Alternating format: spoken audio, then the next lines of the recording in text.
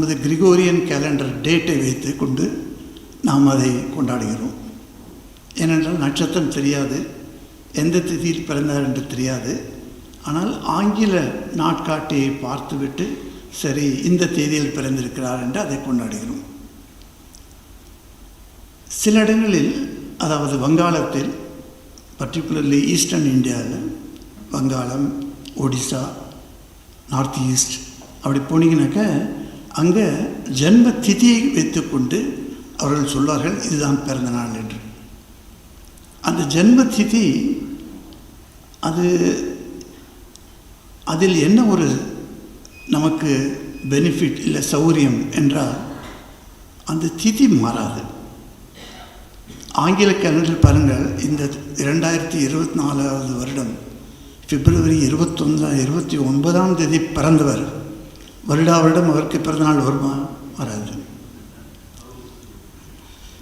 சில சமயம் நட்சத்திரத்தை வைத்து நீங்கள் பார்த்தால் அந்த நட்சத்திரத்திற்கு எவ்வளவு நேரம் அந்த நட்சத்திரம் அந்த ராசியில் இருக்கிறது என்று பார்த்தால் அதுக்கு நிறைய டிஃப்ரென்சஸ் பார்க்கலாம். ஒரு ரோஹிணி நட்சத்திரம்னு ஒன்று எடுத்துங்க, அது ஒரு ராசியில் போய் ஒரு 2 மணி நேரம் இருக்கும். அந்த 2 மணி நேரத்துக்குள்ளே உங்கள் பிறந்த நாளை கொண்டாட வேண்டும், இல்லை என்றால் அந்த நட்சத்திரம் போய்விட்டது. இப்படி பலவிதமான குழப்பங்களுக்கிடையே இந்த மேலை நாட்டு கேலண்டர், நமக்கு இப்போது உலகம் பூராவும் நாம் உபயோகிக்கும் இந்த கிரிகோரியன் கேலண்டர், அந்த டேட் வந்த பிறகு நம்ம எல்லாம் கொஞ்சம் நிம்மதியாக இருக்கும். எப்போ வந்தாலும் சரி இந்த டேட்டுக்கு பண்ணிக்கலாம் அப்படின்னு வச்சுருக்கோம். பட் அந்த டேட்டுக்கு ஒன்றும் நமது கலாச்சாரத்தை தொடர்ந்து பார்த்தால் இந்த கிரிகோரியன் கேலண்டர் நாட்களுக்கு பெரிய மகத்துவம் இல்லை. ஏனென்றால் இது எதை சுற்றி போயிடுது அப்படின்னு பார்த்தீங்கன்னாக்கா ரொம்ப ஆச்சரியமாக இருக்கும். இந்த கேலண்டரை 365 டேஸ்ன்னு சொல்லிவிட்டு 4 வருஷத்துக்கு அப்புறம் ஒரு 28 நாள் ஆட் பண்ண வேண்டியிருக்கு. இப்படி தான் 4 வருஷம் நம்ம ஆட் பண்ணி அதை லீப் இயர்னு சொல்லி இப்படி ஒரே கன்ஃபியூஷனாக இருக்குது. பட் நம்ம லூனார் கேலண்டரில் அந்த கவலையே இல்லை. அது 30 நாள்னா 30 நாள், 30 நாளுக்கு 15 திதிகள்.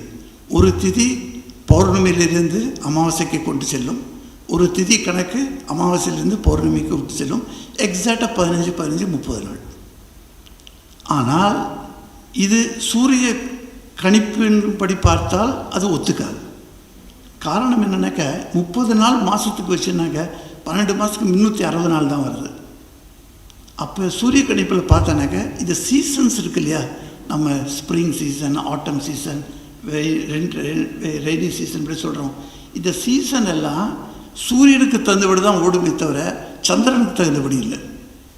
ஆனால் இப்போ சந்திரனுக்கு தகுந்தபடி இருக்கிறதுனால நம்ம கேலண்டரில் என்ன பண்ணுறோம்னாக்க ஒரு 5 வருஷத்துக்கு ஒரு தடவை ஒரு மாதமே ஆட் பண்ண வேண்டியிருக்கு நமக்கு. அதுக்கு மலை மாதம் என்று சொல்லுவார்கள், அது புருஷோத்தம மாதம் என்று கூட சொல்வார்கள். அது பகவான் விஷ்ணுவிற்கு மிகவும் பிரியமான மாதம் என்று சொல்வார்கள். ஒரு சில சடங்குகள் செய்யக்கூடாது என்று இருக்கிறதே தவிர அந்த மலை மாதம் என்பது சொன்னால் கூட அந்த புருஷோத்தம மாதத்தில் ஜபம், தியானம், தவம் பண்ணுறது மிக அருமையான மாதம் என்று சொல்வார்கள். ஸோ அது விஷ்ணுவுக்கு உகந்த மாதம் அது. இப்படி பலவிதமான எண்ணங்கள் இருந்தாலும் நமது பெங்காலில் பார்க்கிறோம், திதி 2வது திதி, அதாவது துதியா என்று சொல்லப்படும் இந்த திதியில்தான் குருதேவர் தோன்றினார். அவர் தோன்றியது இன்று அவரது பிறந்த நாள் என்பதற்காக நாம் பிறந்த நாளை ஒட்டி அவர் பிறந்ததின் மகத்துவம், அவர் எப்படி இந்த உலகத்திற்கு எதற்காக வந்திருக்கிறார் என்பதை பற்றி ஒரு சில மணியில் நாம் ஆலோசனை செய்யலாம்.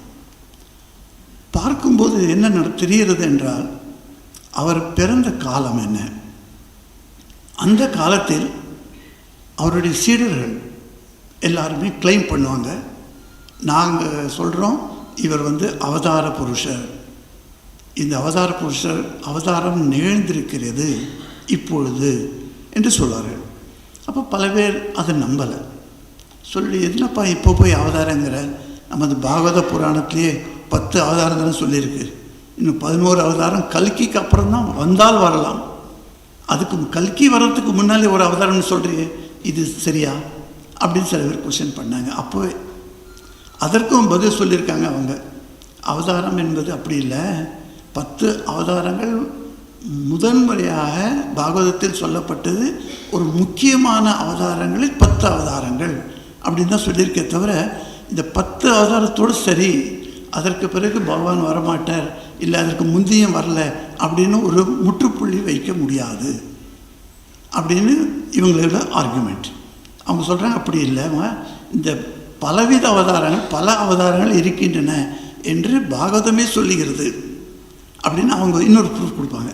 இப்படி இந்த ஆர்குமெண்ட் கவுண்டர் ஆர்குமெண்ட் போகிற இடத்துல நாம் ஒரு அவதாரம் நிகழ்ந்து விட்டது. 1836 அது இயர், நம்ம இந்த வெள்ளைக்காரனோட இயர். அதில் 1836 அவர் பிறந்து விட்டார்.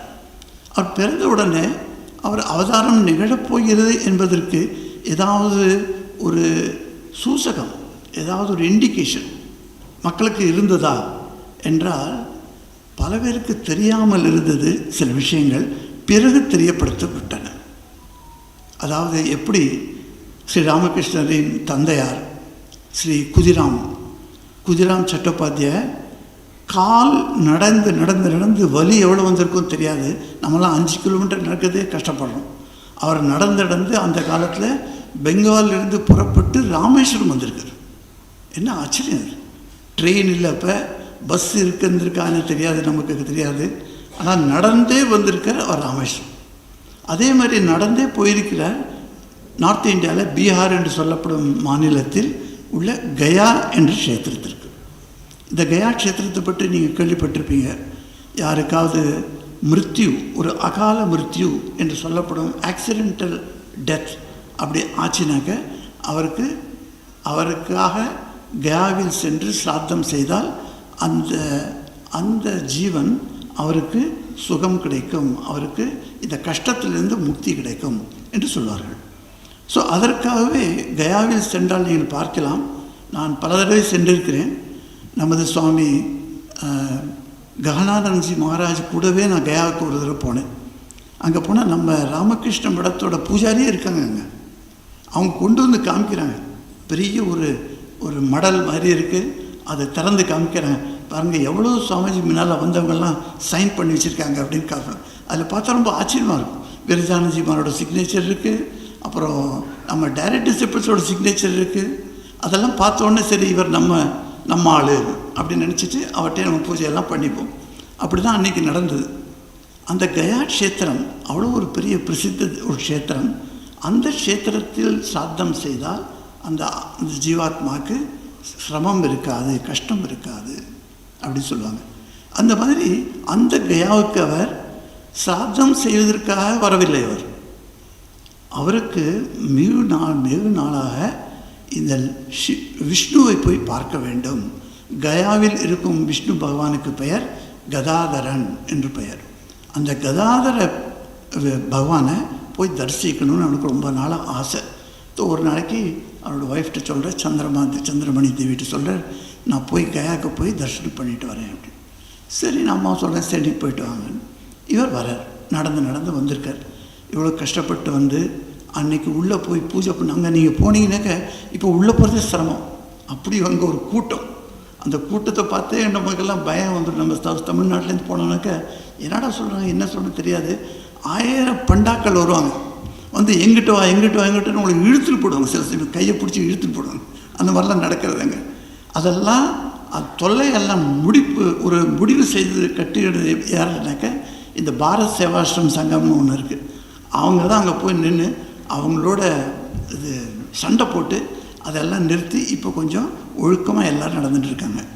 ஆனால் நமது புரோகிதர்னு ஒருத்தர் இருக்கார் இல்லையா, நம்ம ராமகிருஷ்ண மடத்தின் நமது சார்பாக ஒருத்தர் புரோகிதர் இருக்கார். அவர்கிட்ட தான் நீங்கள் போகணும். அதை கண்டுபிடிங்க. மகாராஜ் கிட்டெல்லாம் கேட்டு அந்த அட்ரஸ் எல்லாம் வாங்கிட்டு போனீங்கன்னாக்கா அப்படிப்பட்ட ஒரு புரோகிதர், மிகவும் சாத்விகமான புரோகிதர்.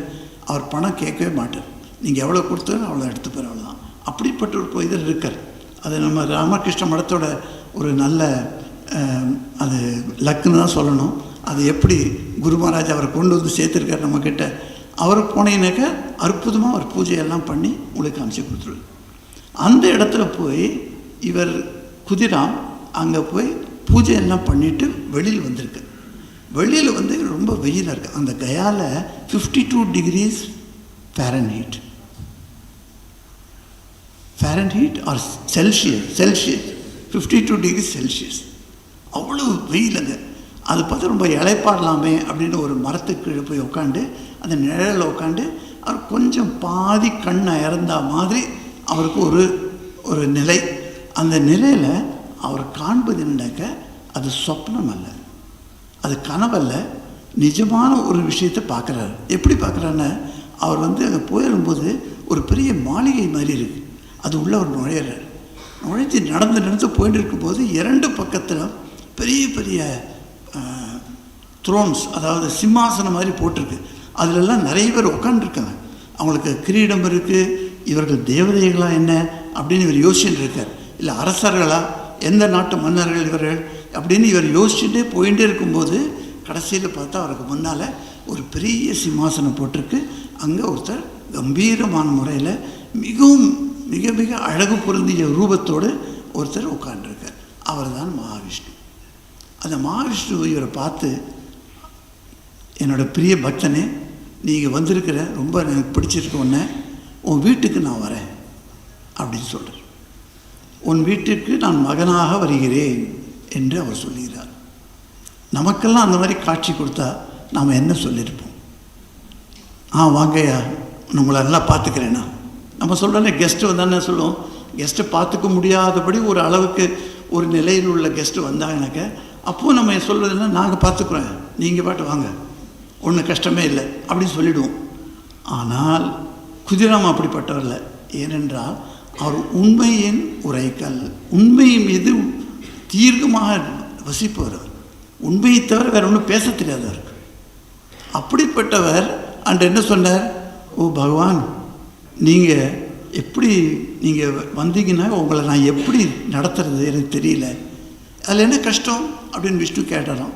அப்போ இவர் பதில் சொன்னாராம், கஷ்டம் இதுதான், நான் ஒரு ஏழை அந்தணன், என் வீட்டில் பெருசாக ஒன்றும் சமையல் ஒன்றுக்கு நடக்காது. நீங்கள் உலகத்தில் இந்த பிரபஞ்சத்தில் இருக்கும் எல்லா செல்வங்களுக்கும் அதிபதினு சொல்லக்கூடிய லக்ஷ்மி தேவியே, அவருக்கு நீங்கள் அதிபதி. அப்படிப்பட்டவர் நீங்கள் எங்கள் வீட்டுக்கு வந்தால் உங்களுக்கு உபசாரம் எப்படி செய்கிறது, உங்களை நான் எப்படி பார்த்து கொள்வது, அதற்கு தகுந்தபடி எங்கிட்ட ஒன்றும் இல்லையே அப்படின்னு வருத்தத்தோடு சொல்லி இன்னும் சொல்லிட்டார், நீங்கள் வர வேண்டாம் என்று சொல்லிவிட்டார். விஷ்ணு கேட்பாரா இவருக்குன்னு ஒரு கர்ம பலம்னு ஒன்று இருக்கு இல்லையா? இவர் வீட்டில் வந்து பிறக்கணும், அவர் எப்படி தடுக்க முடியும்? அவரால் தடுக்க முடியாது. சிவ அதனால் அவர் என்ன பண்ணார்னாக்க, விஷ்ணு சொன்னாரா, எப்படி அழகாக சொன்னார். அது இல்லைப்பா, நீ எதை தருகிறாயோ அதை நான் ஏற்றுக்கொள்கிறேன். What ever you give I will accept. So condition முடிஞ்சிட்டு இப்போ அந்த ப்ராப்ளம் போயிடுத்து. இவரும் திரும்பி வந்துட்டார்.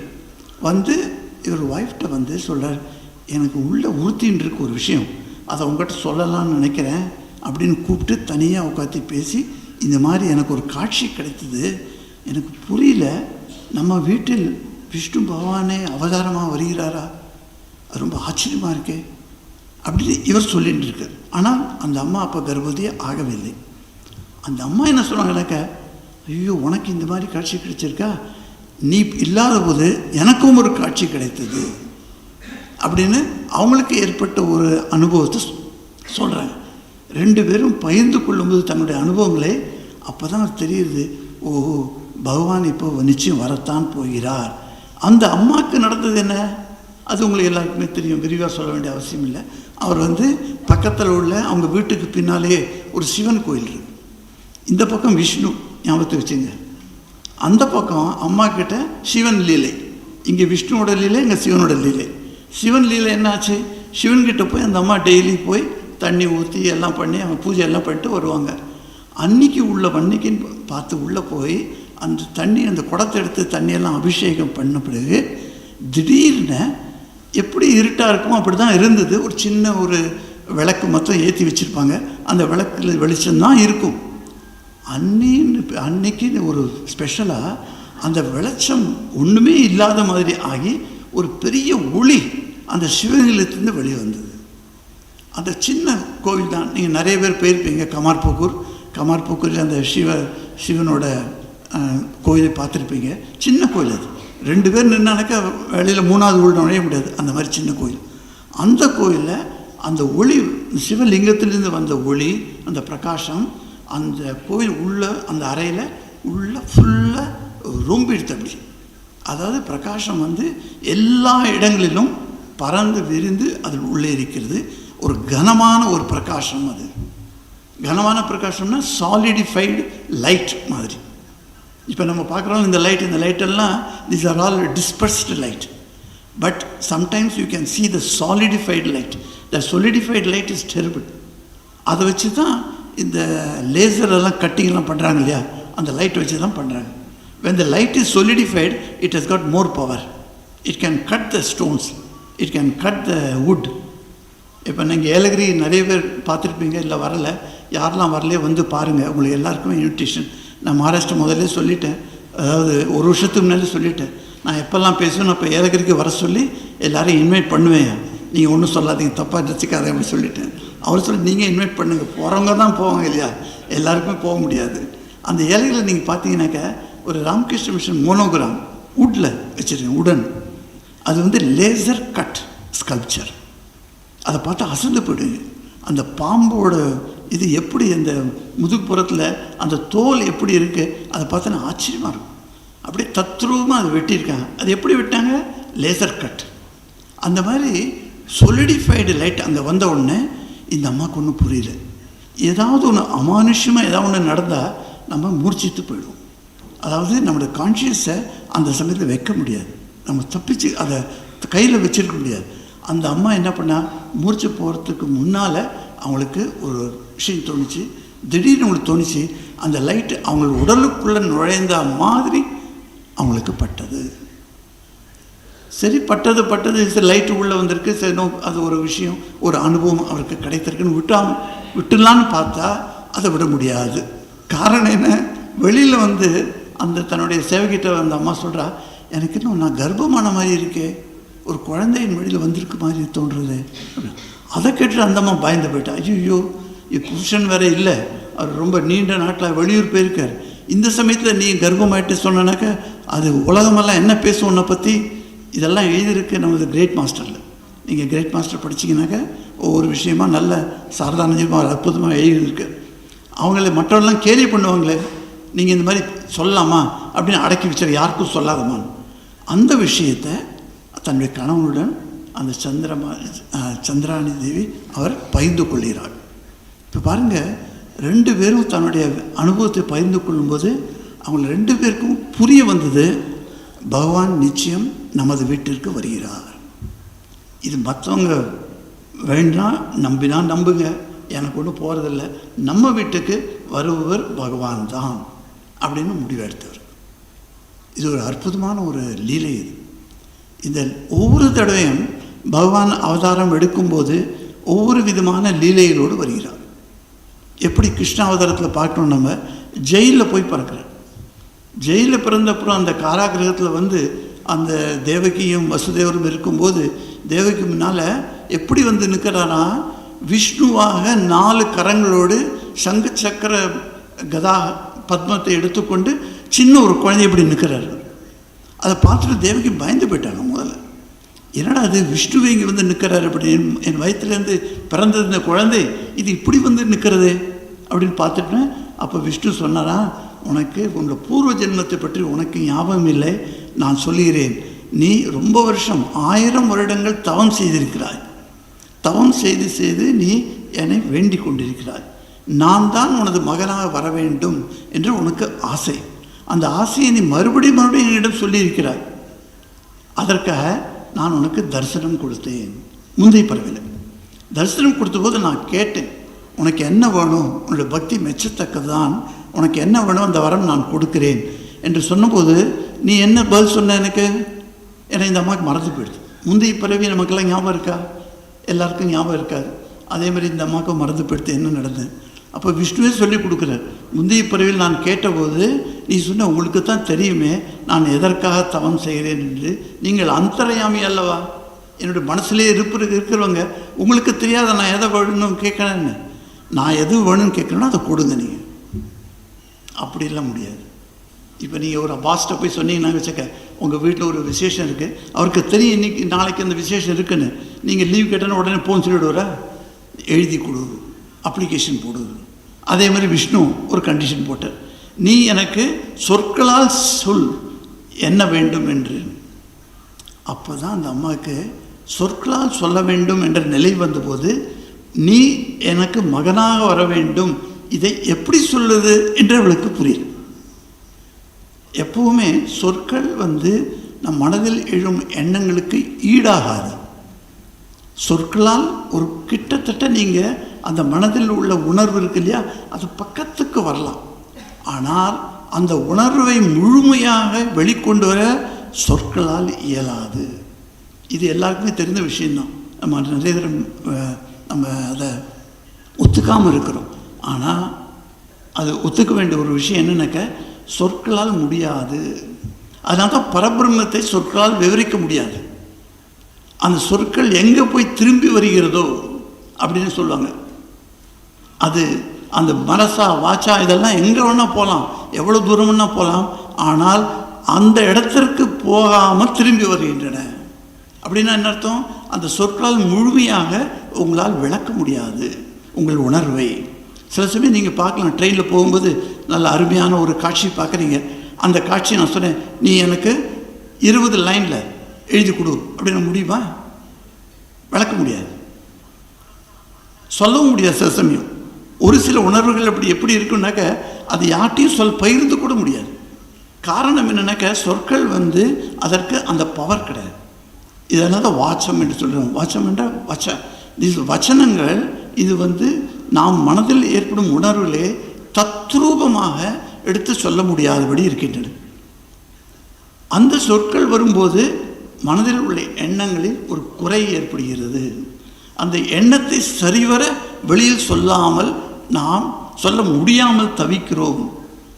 அப்போ நீங்கள் எதை சொல்லி கேட்குறீங்களோ அதுதான் அவர் கொடுப்பார். இப்போ இந்த அம்மாவுக்கு என்னாச்சு? சொல்லணும், நீ தான் என் வீட்டுக்கு பிள்ளையாக வரணும் சொல்கிறதுக்கு பயந்துட்டு அந்த சமயத்தில் ஒரு பயம் அவளுக்கு வந்தது. காரணம் என்னன்னாக்கா, இவ்வளோ பெரிய இந்த உலகத்தையே படைத்து ஆக்கி அழித்து உலகெல்லாம் யாவையும் ஆக்கலும், ஞாபகம் இருக்கா? கம்பராமாயணம். கரெக்ட். என் தலைவர் அழகிலா விளையாட்டுடைய யார் அவர் தலைவர், அன்னவர்க்கே நான் சரண் நாங்களே. பாருங்க, அப்படி அவர் சொல்கிறார். அப்படி உலகம் ஆக்கல் அழித்தல் நடத்தல் எல்லாம் செய்கிற அவரை போய் எனக்கு குழந்தையாவா அப்படின்னு சொல்கிறது எவ்வளோ ஒரு பேதமைத்தனம். இது வேணுமா? சும்மானு போய் கடவுள்கிட்ட போய் நீ எனக்கு குழந்தையாவான்னு சொல்கிறதுக்கு என்னெல்லாம் இதில் ரிப்ரகஷன்ஸ் இருக்குன்னு எனக்கு தெரியாது. What are the effects of asking such a boon I do not know. இப்போ இந்த மாதிரி பூன் கேட்கறது தவறாயிடுமோ அப்படின்னு பயந்துண்டு, ஓ லார்ட், நீங்கள் எனக்கு குழந்தையாக வரணும்னு எனக்கு ரொம்ப ஆசை, அது முடியவில்லை என்றால் கொஞ்ச நேரமாவது என்னுடன் இருந்து விட்டு போங்கள். அது சொல்ல வேண்டிய அவசியம் என்ன? அவசியம் இல்லை. ஆனால் சொல்லிட்டாவ. ஏனென்றால் சொற்களாக நாம் வடிக்கும்போது நம் உணர்வை சரியாக துல்லியமாக உணர்வை வடிக்க முடியாது. அப்படி பிரணாம் மகாராஜ், சரி, ஜெயராமகிருஷ்ணா. சொற்களால் உங்களால் உணர்வை வடிக்க முடியாது. அப்போ வடிக்க முடியாமல் அந்த சொற்களுக்கு சில குறைகள் ஏற்படுகின்றன. அந்த குறை தான் இந்த அம்மாவுக்கு நடந்தது. அதனால் அவரும் சரி சொல்லிட்டு போயிட்டார். அதனால தான் அந்த காராகிரகத்தில் தேவகி அம்மாவுக்கு குழந்தை பிறந்த உடனே ஒரு நிமிடங்கள் மாத்திரம் இருந்துட்டு அங்கேருந்து கிளம்பி யசோதா அம்மா வீட்டுக்கு போயிட்டாங்க. இவ கூட இருந்திருக்கலாம், வாழ்க்கை பூரா இருந்திருக்கலாம். 16 வருஷத்துக்கு அப்புறம் தான் அவள் பார்க்குறா தன்னோட பிள்ளை. தேவகி அதுக்கு முன்னால் பார்த்ததில்லை. அப்படி சிறையிலே வச்சுருந்தான் அவன். ஏன்னா அவனுக்கு கம்சனுக்கு தெரியாது யார் அவனை கொல்ல போகிறான்னு. அப்படிப்பட்ட ஒரு இடம். அந்த இடத்துல பாருங்கள், அப்படி அதாவது சொற்களால் வேறுக்க முடியாது. இவங்க 2 பேரும், சந்திராமணி தேவியும் குதிராம் தேவரும் 2 பேர் பேசிகிட்டு இருக்காங்க. பேச்சில் அவங்களுக்கு ஒரு முடிவு வந்தது, பகவான் நமது வீட்டுக்கு நிச்சயம் வரப்போகிறார். இதை சொற்களால் மற்றவர்களுக்கு சொல்ல தேவையில்லை. உனக்கு எப்போ குழந்தை பிறக்கணும் அப்போ பிறக்கட்டும் அப்படின்னு விட்டுட்டாங்க. அப்புறம் குழந்தையும் பிறந்தது. அந்த குழந்தைக்கு பேர் தான் கதாதரன் என்று பெயர் சூட்டப்பட்டது. கதாதரன் கதையை தாங்கி கொண்டுள்ளவன். கதையினா ஒரு இன்ஸ்ட்ருமெண்டல், ஒரு வெப்பன். விஷ்ணுவோட வெப்பனுக்கு பேர் கதைன்னு பேர். எப்படி சிவன்கிட்ட திரிசூலம் இருக்கிறதோ அதேமாரி விஷ்ணுகிட்ட கதா இருக்குது. இந்த கதை ரொம்ப நிறைய பேர் சொல்லுவோம். நம்ம சீனியர் சுவாமிஜிலாம் சில பேர் சொல்லுவாங்க, ஐயோ தப்பு பண்ணிடாதப்பா, ஏன் ஏன் என்ன பண்ணலாயிடும், கதாதரர் கதை வச்சுன்னு இருக்கார், உன் தலைமையில் ஒரு அடி போட்டான்னு ஃபினிஷ்டு. அதனால் ரொம்ப ஜாக்கிரதையாக இருக்குது. கதாதர்கிட்ட போய் விளையாடாத. அவருக்கு எல்லாம் தெரியும். நீ மனசில் நீ என்ன நினைக்கிறதெல்லாம் தெரியும் அவர். நீ அவர்கிட்ட போய் பொய் சொல்கிறதோ ஏதாவது கிருத்தம் பண்ணுறதோ அது நடந்தால் நடக்காது. ஏன்னா அவர் கையில் வச்சுட்டு இருக்கிறது கதா. ஆனால் நல்ல வேளை நம்ம ராமகிருஷ்ணர் அந்த கதையை தூக்கின்னு வரல, அவ்வளோதான். ஆனால் கதை வச்சிருக்கார் அவர். நிறைய பேருக்கு தெரியும் எவ்வளோ தூரம் நீங்கள்லாம் கஷ்டப்பட்டிருப்பீங்க இல்லையா. அந்த கஷ்டம்லாம் வேறு ஒன்றும் இல்லை, அந்த கதையினால் படுற கூட்டு தான். ஒவ்வொரு தடையும் ஒரு குட்டு விழும்போது உங்களுக்கு கஷ்டமாக இருக்குது. அதுதான் அந்த கதை இன்னும் யூஸ் பண்ணிட்டு இருக்கார் அவர். அப்படிப்பட்ட கதாதரன் வந்தார். ரொம்ப மிகவும் மகிழ்ச்சியான செய்தி. இது ஊர் ஜனங்களுக்கு தெரிய வந்தது. சரி, ஒரு குழந்தை பிறந்திருக்கீங்கன்னு ஒரு கோலாகலம். குழந்தை பிறந்தாலே ஒரு மகிழ்ச்சி, ஒரு ஆர்வம், எல்லாருக்குமே ரொம்ப மகிழ்ச்சி தான். எல்லோரும் வந்து பேசி பார்த்து அந்த குழந்தையை பார்க்கறதுக்குன்னு நிறைய பேர் வருவாங்க. இதுதான் நாம் பார்க்கிறோம். தேவகி மாட்டத்து குழந்தை யசோதா வீட்டிற்கு போன பிறகு பார்க்கிறோம். யசோதா வீட்டில் என்ன நடந்தது? யசோதாக்கு இந்த குழந்தை வந்திருக்கு. அவளுக்கு தெரியும் இது தன்னோட குழந்தை தான் அப்படின்னு தெரியும். தனக்கு ஒரு பெண் குழந்தை பிறந்தது, அந்த பெண் குழந்தை மாயமாகி விட்டது, அதெல்லாம் அவளுக்கு தெரியாது. அவள் கண்ணை திறக்கும்போது ஆண் குழந்தை ஒன்று பக்கத்தில் இருக்குது. அது வசுதேவர் கொண்டு வந்து போட்ட குழந்தை, அது கிருஷ்ண பகவான், அவர் தான் அங்கே இருக்கார். ஸோ அதை குழந்தைய வச்சுட்டு அவர் ரொம்ப அருமையாக வளர்க்குறார். அந்த குழந்தை பார்க்கறதுக்கே நிறைய பேர் இங்கிருந்து அங்கிருந்து தூரத்திலிருந்தும் பக்கத்திலிருந்தும் மக்கள் வந்த வண்ணம் இருக்கின்றனர். பாகவதம் சொல்கிறது, அந்த குழந்தை பார்ப்பதற்கென்று வருகிறார்களாம். அப்படி ஒரு ஈர்ப்பு அந்த குழந்தையிடத்தில்.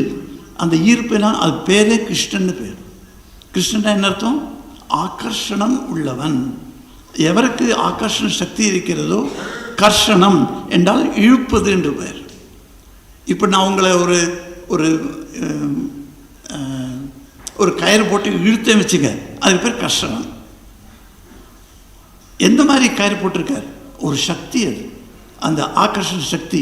கிருஷ்ணன் பேரே அவருக்கு வந்தது, எல்லாவற்றையும் இழுத்து தன்பால் இழுப்பவர் என்பதால் அவருக்கு பெயர் கிருஷ்ணன். எவ்வளோ ஒரு அற்புதமான பெயர் பாருங்கள். அப்படிப்பட்டவர் இந்த ராமகிருஷ்ணர். கதாதரனும் அப்படிப்பட்டவர். இவர் இன்னொரு அவதாரம் வந்திருக்க, இவர்கிட்ட அந்த அந்த இழுப்பு சக்தி இருக்குது. அதனால் என்னாச்சு, வர ஆரம்பிச்சிட்டாங்க. வரவங்க போகிறவங்களாம் வந்து பார்த்துட்டு குழந்தைய பார்த்துப்பா இவ்வளோ அழகாக இருக்கே குழந்தை, எப்படி அம்மாக்கெல்லாம் சொல்லுவாங்களோ அப்படி சொல்லி சொல்லி யாரும் போயிட்டுருக்காங்க. இந்த குழந்தை வளர ஆரம்பிக்கிறது. இந்த குழந்தை வளர ஆரம்பிக்கிறது. இது இந்த சின்ன வயசில் இந்த மாதிரி இப்படிப்பட்ட குழந்தையும் இருக்குமா? எப்படி 3வது நாள் ஆன பிறகு கம்சன் ஒரு அம்மாவை கூப்பிட்டு சொன்னான், ஒரு அசுரி அவளை கூப்பிட்டு சொல்கிறான், நீ போய் பால் கொடுக்குற மாதிரி பால் கொடு இந்த குழந்தைக்கு, அவனுடைய விஷம் கலந்து இந்த பாலை குடித்து விட்டு அந்த குழந்தை இறந்து விடும் அப்படின்னு ஒரு அரக்கியை அனுப்புகிறான் கம்சன். அவன் என்ன பண்ணுறா, அந்த அரக்கத்தனத்தை அந்த அரக்க ரூபத்தில் வந்தானாக்க யாரும் அவளுக்கு குழந்தைய கையில் கொடுக்க மாட்டான், அவளுக்கு தெரியும். உடனே அவன் என்ன பண்ணுறா, மிகவும் அழகான ஒரு சுந்தரி, அதை மகிழா, அந்த மாதிரி ஒரு தன்னை ரூபத்தை எடுத்துக்கொண்டு அவள் நடந்து வருகிறாள். அவள் நடந்து வரும்போது அந்த டிஸ்கிரிப்ஷன் நீங்கள் பார்க்கணும், பாகத்தில் என்ன அருமையாக இருக்குது. அவள் நடந்து வரும்போது இந்த ஊர் மக்கள்லாம் திரண்டு வந்து பார்க்குறாங்க, யார் இந்த பெண் இவ்வளோ அழகாக இருக்காளே, எப்படி நம்ம ஊருக்கு வந்திருக்கா, எங்கேருந்து வந்திருக்கா இவ, யார் இவள், யாருக்கும் தெரியல. அவளை பார்க்கறதுக்குன்னு நிறைய பேர் வந்துட்டாங்க. அவளும் நடனமாடியே வந்து யசோதாட்ட வந்து சொல்கிறா, அம்மா உனக்கு ஒரு குழந்தை பிறந்திருக்கு, 3வது நாள் இந்த குழந்தையை எடுத்துக்கொண்டு நான் கொஞ்சம் பால் கொடுக்க விரும்புகிறேன், அது எனக்கு பாக்கியம், அது நீ எனக்கு கொடுப்பையா அப்படின்னு. அவளுடைய அழகை பார்த்து மோகம் வந்துடுத்தான் யசோதாக்கு. அப்படி ஒரு அழகு, அந்த அழகு அது செயற்கையான அழகுன்னு பின்னால் தான் தெரிய வருது. அது சரி சரி உனக்கு இல்லாததா எடுத்துக்கோ அந்த குழந்தைய அப்படின்னு குழந்தைய எடுத்து அவள் கையில் கொடுத்துட்றாரு. உடனே அவர் தனியாக அந்த பக்கம் போய் மறைமுகமான உட்கார்ந்து கொண்டு குழந்தைக்கு பால் கொடுக்கிறார்.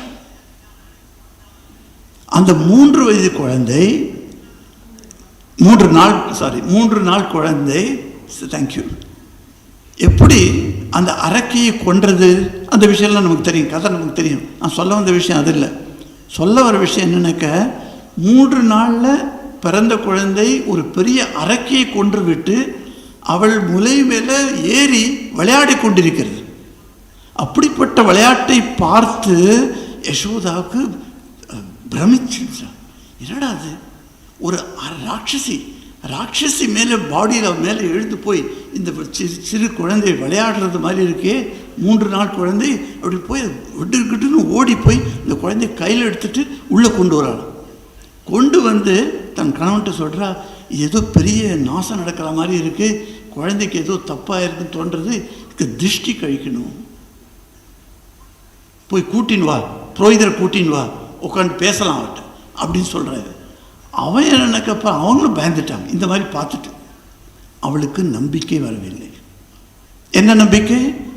இது கிருஷ்ண பகவான், இது அவதாரம், இதற்கு எல்லா வித பவர்ஸும் இருக்குது, ஆம்னிபொட்டன்ட். அதுதான் கடவுளுக்கு என்ன 3 வித குணங்கள் சொல்லுவோம், omnipotent, omniscient and omni present. இந்த 3 குணங்கள் இருந்தால்தான் அவரை நாம் கடவுள் என்று அழைக்க முடியும். எல்லாவற்றையும் கடந்தும் எல்லாவற்றையும் உள்ளும் இருக்கும் கடவுள், அவருக்கு 3 வித குணங்கள். இது குணம்னு கூட சொல்ல முடியாது, இது இந்த 3 கைண்ட் சொல்லலாம். இந்த 3 கைண்ட்ஸ் ஆஃப் குவாலிட்டிஸ் இருந்தால் தான் அவரை கடவுள் என்று சொல்லலாம். இந்த 3 கண்கள் இருக்குன்னு யசோதாவுக்கு தெரியாது. அதே மாதிரி தான் இங்கேயும் பார்க்குறோம். அந்த சந்திரமணி தேவி அவளுக்கு பயம் வந்துடுது. புரோகிதர் கூப்பிட்டு கேட்குறாங்க, என்னப்பா நம்ம சின்ன பிள்ளை எல்லோரும் பார்க்குறாங்க, எல்லோரும் திருஷ்டி போட்டுருவாங்களோ அப்படின்னு பயம் அவளுக்கு. புரோகிதர்கிட்ட போய் சொன்னாக்கா, ஒன்றும் கவலை இல்லை, நீ கவலைப்படாதீங்க, நான் ஒரு பூஜை பண்ணி கொடுத்துட்றேன்னு. அவரும் பூஜை பண்ணிட்டு போயிட்டு. இப்போ பாருங்கள், இது என்னுடைய குழந்தை, ஒரு தெய்வ குழந்தை என்ற நிலை முதல் குழந்தை பிறப்பதற்கு முன்னால் எப்படி இருந்ததோ மனதில், அப்படி குழந்தை பிறந்த பிறகு இல்லை. அதை பகவான் மறைத்து விடுகிறார். காரணம் என்ன? அந்த குழந்தையை சீராட்டி பாலூட்டி அந்த குழந்தையை பெருசாக்கணும் இல்லையா? அது பகவான் நினச்சிட்டானாக்க ஒன்றுமே செய்ய மாட்டாமா. அது அழுதுன்னா யார் இப்போ அதுக்கு சாத பிரச்சனை கொடுப்பாங்க? அதனால் அந்த மனித ரூபத்தில் இருக்க வேண்டியது அவசியம் வருகிறது. அந்த அவதார புருஷன் தனது தெய்வத்தன்மை தனது மனிதத்தன்மை என்று 2 வகையாக பிரித்து கொள்கிறாராம்.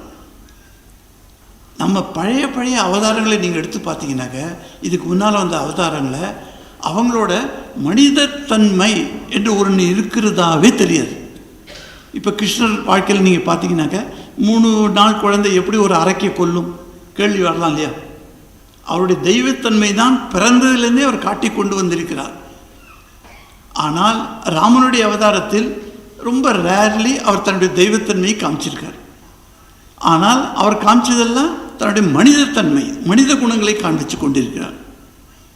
இப்படி நாம் பலவிதமான பார்க்கிறோம். ஆனால் தெய்வத்தன்மை மனிதத்தன்மை இது 2ஐயும் ஒன்றாக பார்க்கும் நிலை நமக்கு இப்பொழுதுதான் வந்திருக்கிறது இந்த ராமகிருஷ்ண அவதாரத்தில். அதனால்தான் சாரதானந்தி மிகவும் ஆணித்தரமாக எழுதுகிறார் அந்த தன்னுடைய நூலில். அவர் சொல்வது என்னன்னாக்க, இந்த 2 தன்மையும் நாம் நன்றாக படிக்க வேண்டும், நமக்கு நன்றாக புரிந்து கொள்ள வேண்டும். தெய்வத்தன்மை இருக்கிறது, மனிதத்தன்மை இருக்கிறது. இது 2ஐ ஒன்றை விட்டு ஒன்று மட்டும் தெரிந்து கொண்டால் அது நமக்கு காரியத்துக்கு உதவாது. இப்பொழுதுள்ள மாடர்ன் வேர்ல்டுக்கு அது உதவாது. இந்த 2ஐயும் தெரிஞ்சுக்கணுங்கிறார். அதுக்கு அவர் காரணமெல்லாம் சொல்கிறார், பாயிண்டாக எழுதுகிறார். அதை படிச்சுன்னா ரொம்ப ஆச்சரியமாக இருக்கும். எப்படி மனிதத்தன்மை ஏன் வேண்டும், தெய்வத்தன்மை ஏன் படிக்க வேண்டும் அப்படின்னு அவர் ஒரு லிஸ்ட் கொடுக்குற மாதிரி கொடுக்குறாரு. இதெல்லாம் பார்க்கும்போது இந்த 2 தன்மையிலும் ஒன்று சேர்ந்து உள்ள ஒரு அவதாரம் தான் இந்த ஸ்ரீ ராமகிருஷ்ணனின் அவதாரம். எப்படிப்பட்ட ஒரு அவதாரம் இது! இன்றைக்கி காலையில் டி நகரில் போனபோது அங்கே நிறைய பசங்கள்லாம் உட்காந்துருந்தாங்க. ஸோ அவங்களுக்கு புரிய வைக்கணுங்க சொன்னேன்னா, அவதாரம் என்பது ஒரு சம்ஸ்கிருத வேர்ட், அவதரணம் என்று சொல்லுவோம். அவதரணம் என்றால் கீழே இறங்கி வருதல். 100 படி இருக்குது, 100 படிக்கு மேலே பகவான் உட்காந்துருக்கார். நான் 15வது படியில் இருக்கேன், என்னால் இதுக்கு மேலே போக முடியல, ஏன்னா முட்டு வலி. இந்த மூட்டு வலியினால என்னால் ஏற முடியாது, நான் இங்கேயே நின்றுருக்கேன், பகவானே என்னால் வர முடியாது உங்ககிட்ட, இப்போ நான் எப்படி உங்ககிட்ட போய் சேர்றது அப்படின்னு நான் கேட்டு அழும்போது பகவான் சொல்கிறார், கவலைப்படாத, நானே இறங்கி வருகிறேன் உனக்காக அப்படின்னு கிட்டுன்னு அவர் இறங்கி வரலாம். இறங்கி வந்து எப்படி குழந்தையை கையை பிடித்து கொண்டு படியில் மீது நாம் ஏறி செல்வோமோ அதே மாதிரி அவர் நமது கையை பிடித்து கொண்டு நம்மை ஏற்றி விடுகிறார்.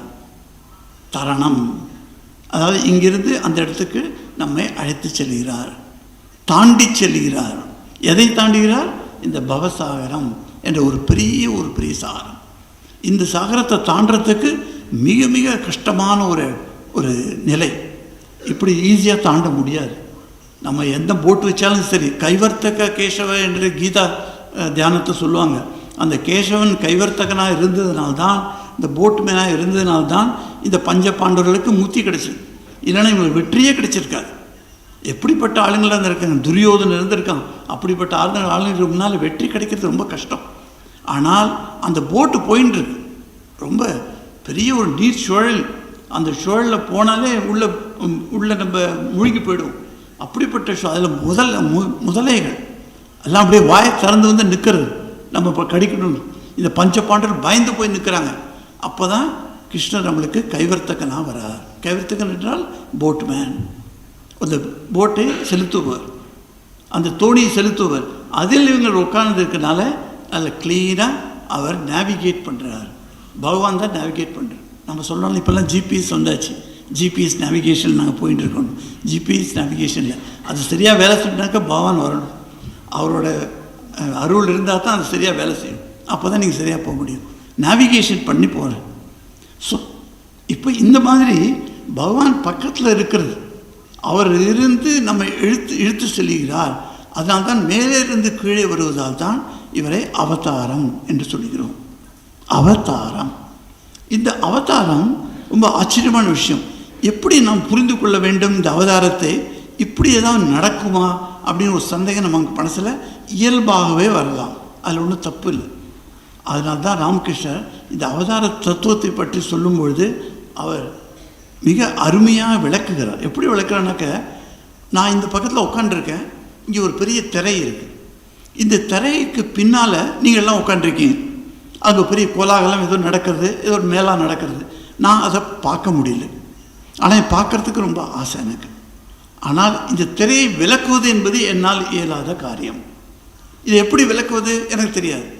நான் என்ன பண்ணுறேன், சின்ன ஒரு குச்சி எடுத்துன்னு அதில் ஒரு ஓட்டை போடுறேன். அந்த ஓட்டையில் போய் கண்ணை வச்சு பார்க்குறேன். அப்போ அந்த பக்கத்தில் இருக்கிறது எல்லாம் எனக்கு தெரிய வருது. அந்த ஓட்டை தான் அவதாரம் அப்படின்னு சொல்கிறார். இப்போ கடவுளுடைய விருந்து பறந்து அவருடைய குளோரி, அந்த இன்ஃபினிட் குளோரின்னு இருக்கு இல்லையா கடவுளோட, அதை நாம் புரிந்து கொள்ள முடியாது, அறிந்து கொள்ள முடியாது. ஏன்னா நமது மூளை என்பது சிறிது. நமது மூளை என்பது இந்த மூளை என்று சொல்வது கூட இந்த புத்தி என்று இருக்குது இல்லையா, அது மிகவும் சிறிது தான். இந்த புத்தியை வைத்துக்கொண்டு அளவு செய்ய முடியாது.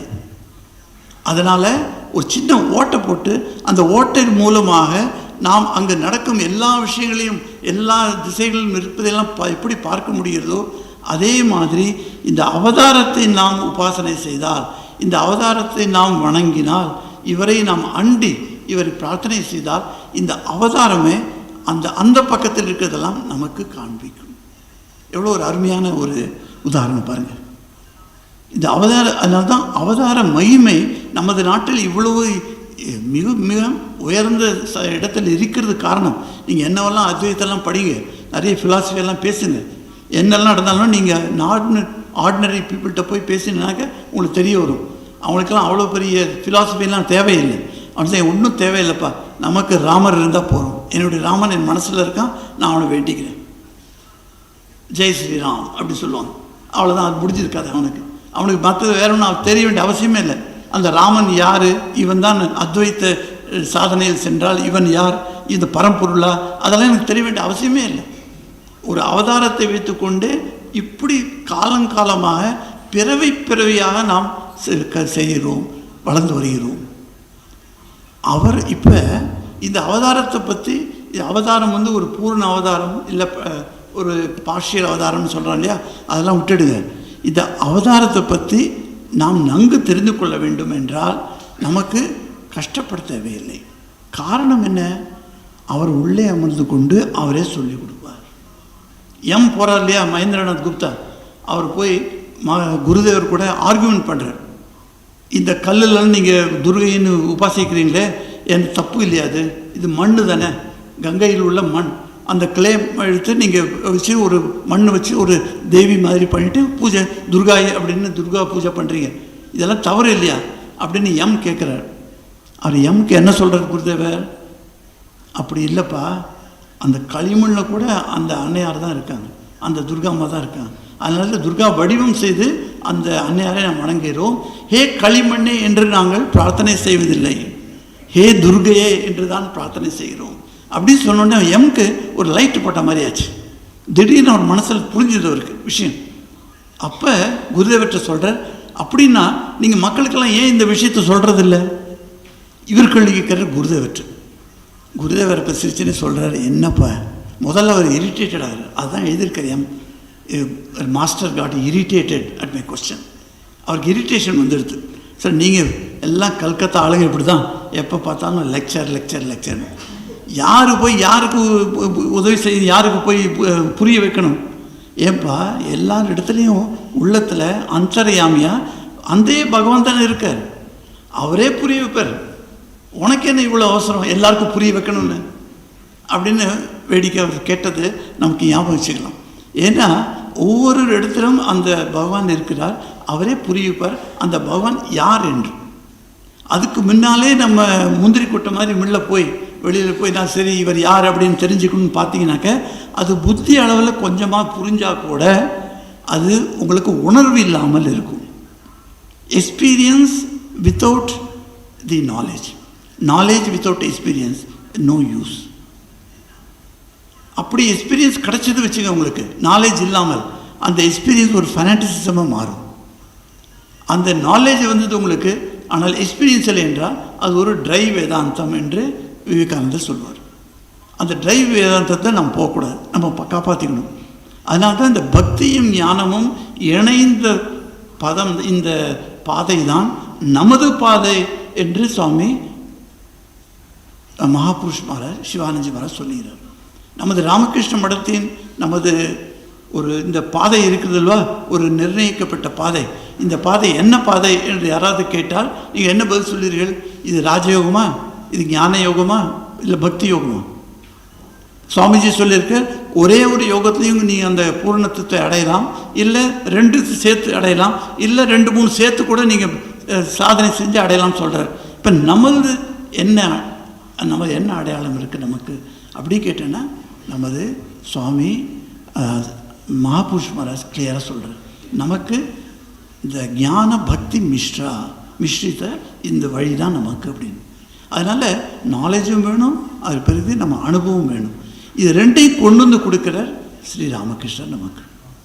அப்படிப்பட்ட ஒரு அவதார நாளில் நம்ம ஒரு சில மணிகள் உங்களுடன் கலந்து ஆலோசித்து எனக்கு மிக்க மகிழ்ச்சி. இன்று நமது பெரியவர் நம்ம ஸ்ரீமத் சுவாமி கௌதமானந்தி மகாராஜ் இருக்கிறார்.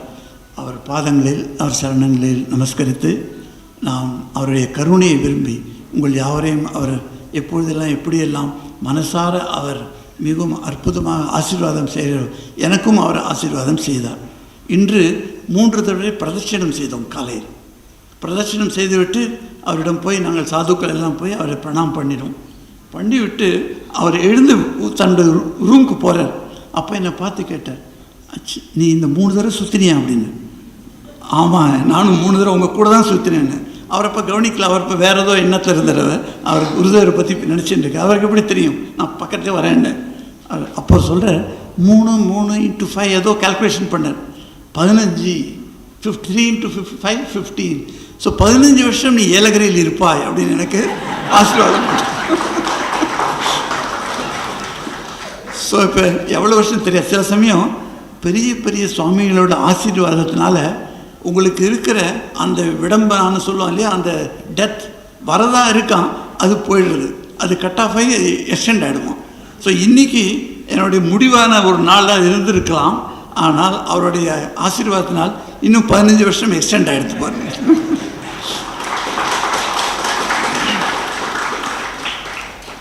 மற்றற்ற மகிழ்ச்சி உங்களிடம் பேசியதற்கு. மீண்டும் எப்பொழுதாவது குருதேவர் அருளிருந்தால் சந்திக்கலாம். ஓம் சாந்தி சாந்தி சாந்தி. ஹரி ஓம் தத் சத். ஸ்ரீராமகிருஷ்ணார்ப்பணமஸ்து. நன்றி மகராஜ். குருதேவரின் அவதார லீலையும் பின்னர் அவதார மகிமையும் கூறி சாதாரண மக்களுக்கு புரியும்படி விளக்கினதுக்கு மடத்து சார்பாக நன்றி கூறுகிறோம். இப்பொழுது நமது பரம பூஜ்ய சுவாமி கௌதமானந்தஜி மகாராஜ் அவர்கள் இந்த குருதேவரின் 189வது பிறந்த நாளின் ஆங்கில சொற்பொழிவை நம்முடைய ஆற்றி நம்மை ஆசீர்வதிக்க இருக்கிறார்.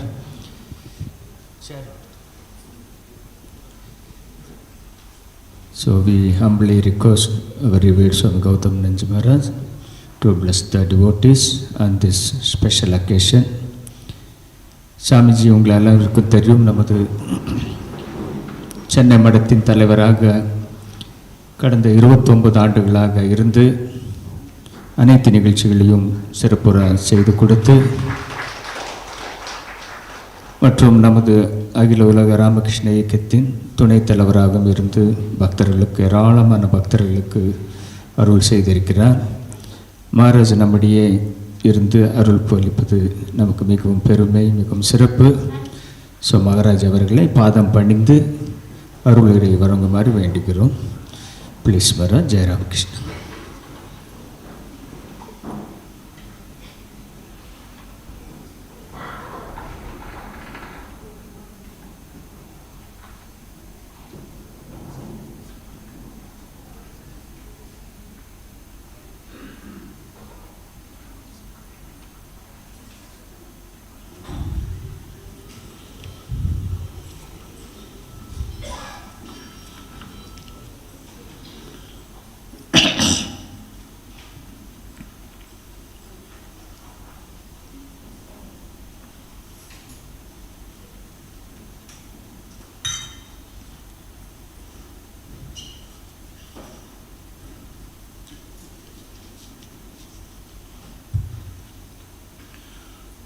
ஓம் ஸ்தாபகாய ச தர்மஸ்ய சர்வதர்மஸ்வரூபிணே அவதார வரிஷ்டாய ராமகிருஷ்ணாய தே நமः.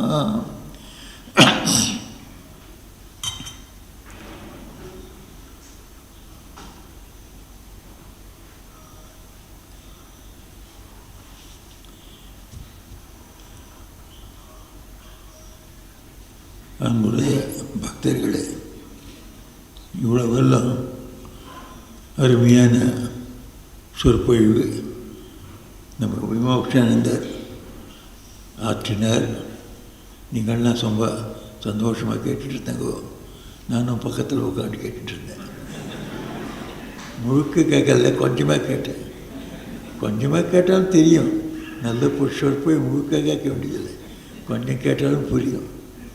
விமோக்ஷானந்தர் எனக்கு ரொம்ப வருஷமாக தெரியும். நான் மலையில் இருக்கும்போது மலையை கூட இருப்பார். நான் மலை கீழே இறங்கி வந்தேன்னா அவரும் கீழே இறங்கி வந்தார்.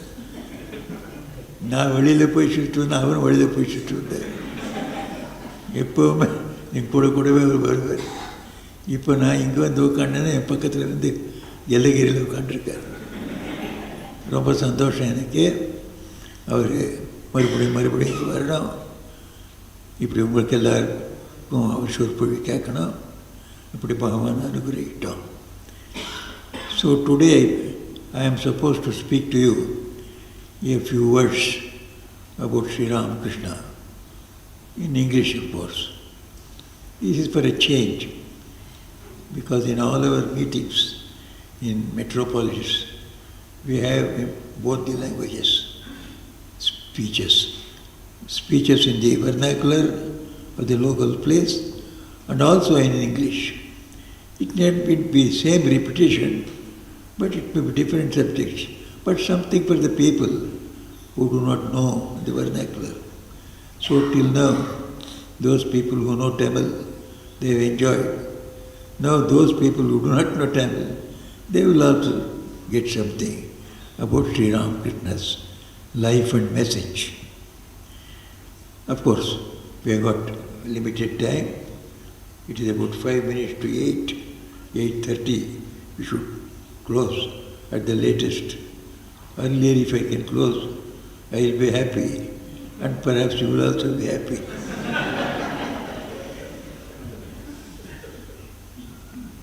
Today, we are celebrating the 189th birthday of Sri Ramakrishna.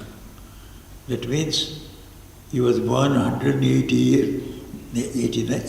years back. The Jayanti, the birthday, if it is 189, he was born 188 years back. Because the first year, as soon as he born, that is the first birthday. On the first day itself, first birthday. Therefore, one will be added. So 188 years, it will be 189th, the birthday.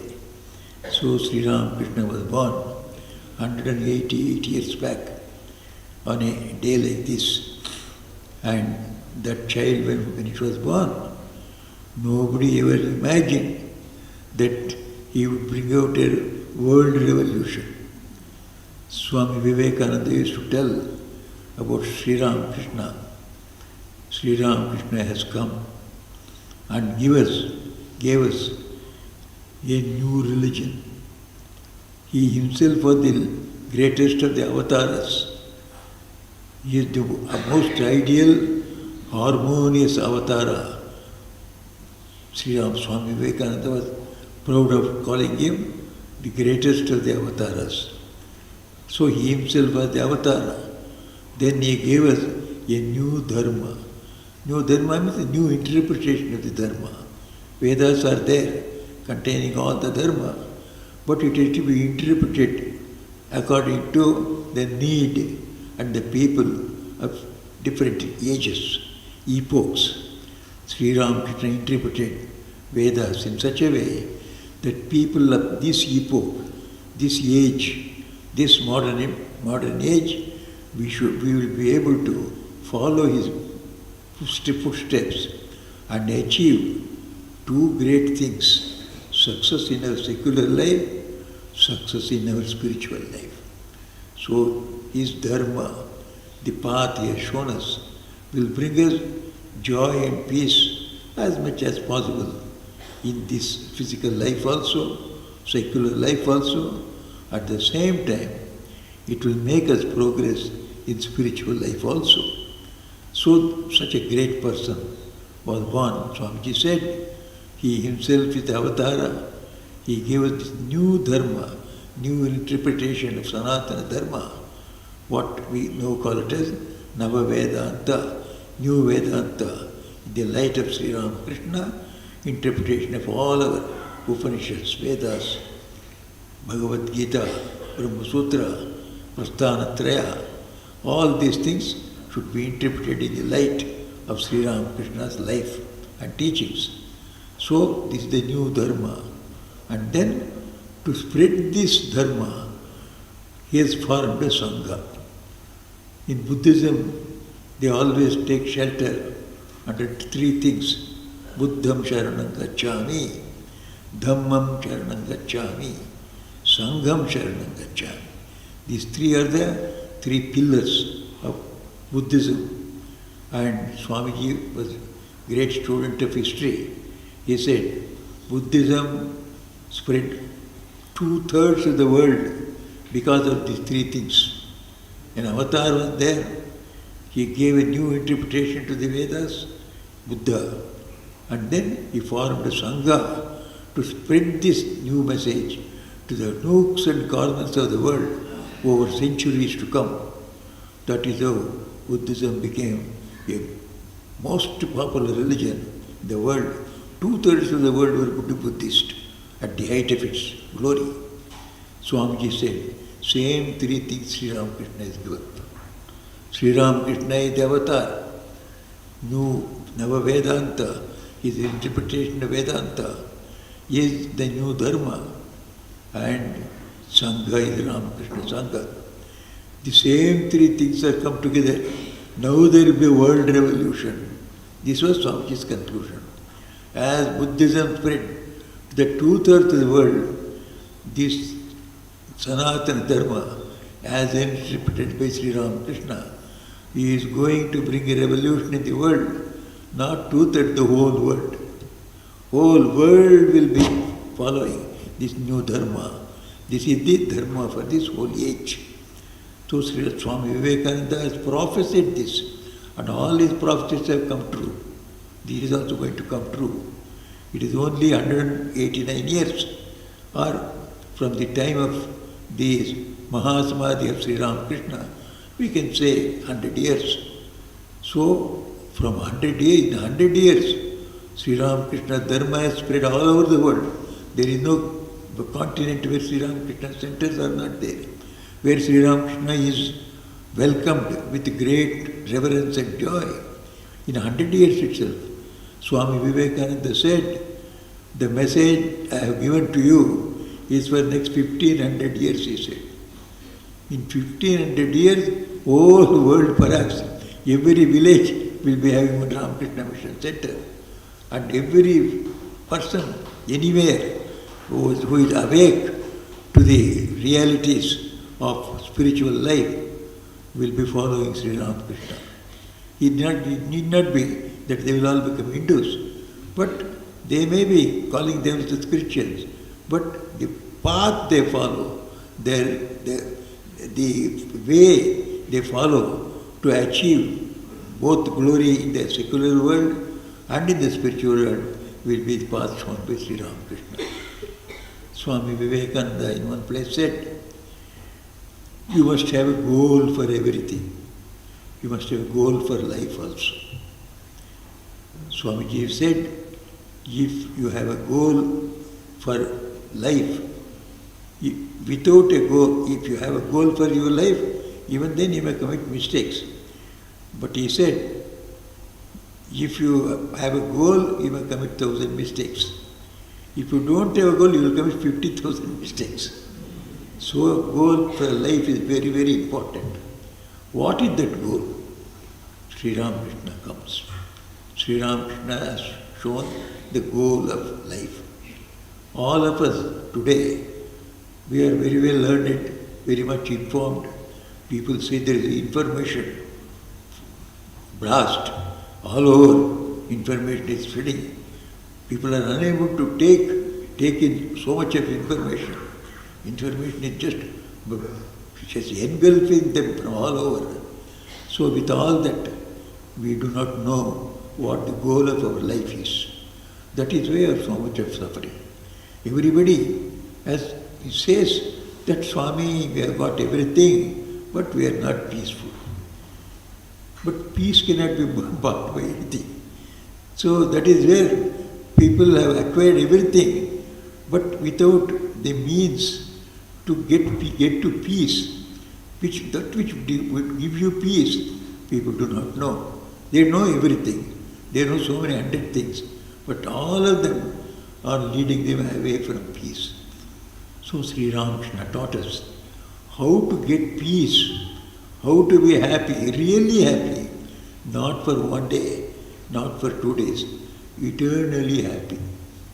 Eternally happy. You will be happy here, in this body. If you go to some other plane of existence, there also you will be happy. So, everywhere, whether here or anywhere, you will be eternally in happiness, because you will have achieved what Sri Ramakrishna has given you as goal. Sri Ramakrishna always used to ask questions. If people went to him, then can you please tell me what is the goal of life?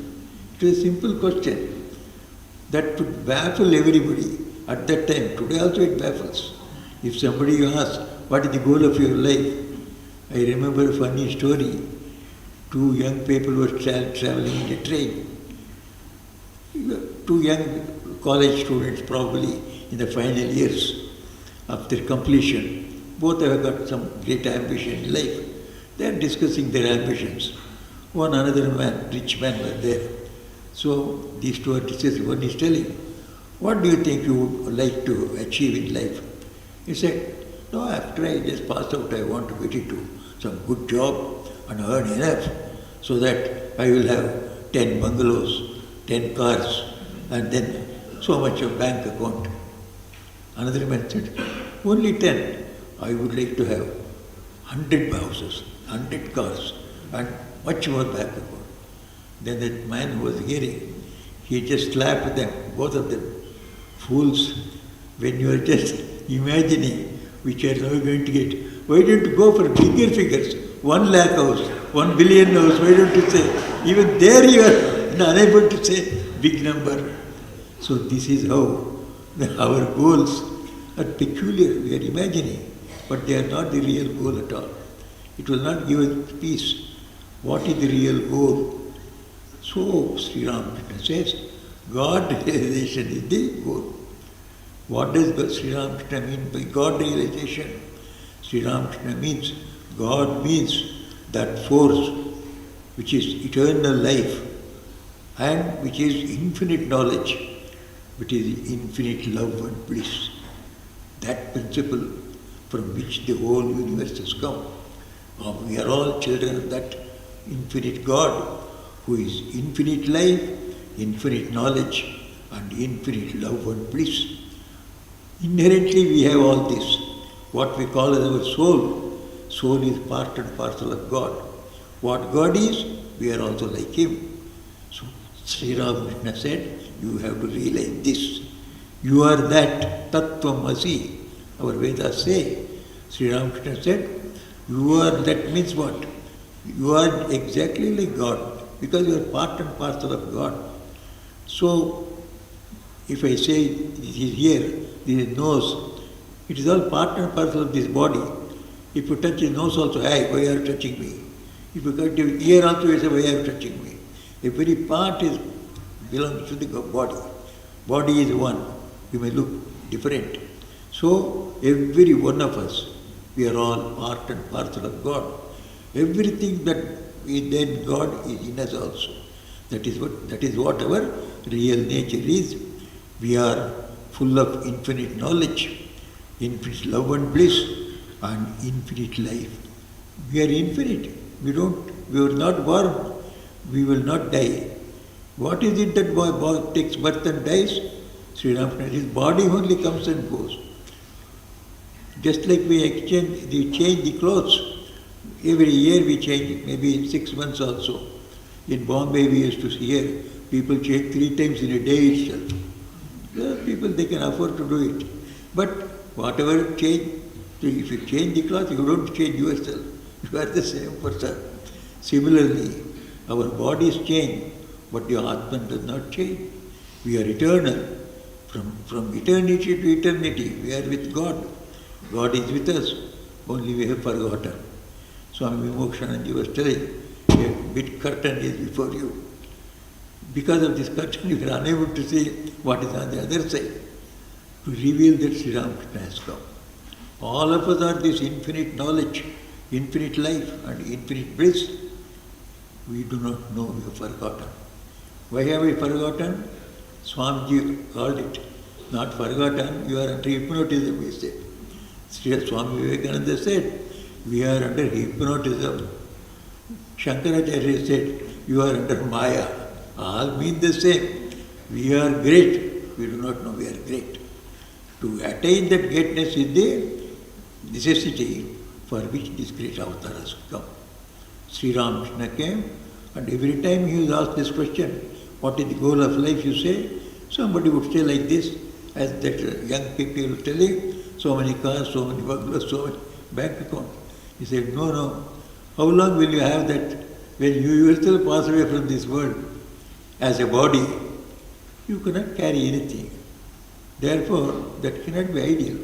Some ideal, achieving which there should be nothing beyond. What is an ideal? An ideal is one that which you reach. You don't require anything beyond that. That is the ideal. In a football ground, 11 people on this side, 11 people on that side. They are playing, trying to push the ball inside the goal. They struggle, they go up to the goal, push the ball inside the goal. After pushing the goal, will they run beyond the goal? They will not. from goalpost, they come back to their original position, starting for the next half. Why? Because beyond the goal, there is nothing to achieve. You achieve the football is putting the ball into the goal. And the post, once you post it into the goal, you have nothing to go beyond that. So similarly, any ideal we take should be that ideal, beyond which you don't require anything. What is that ideal? Sri Ramakrishna said, anything short of God cannot be the ideal. Only a person who has achieved God realization, only when a person has known that I am part and parcel of God, God is my own, I am His son, I am a child, or God is the whole, I am His part, or God and me, we are one. In some way, you must realize your real nature.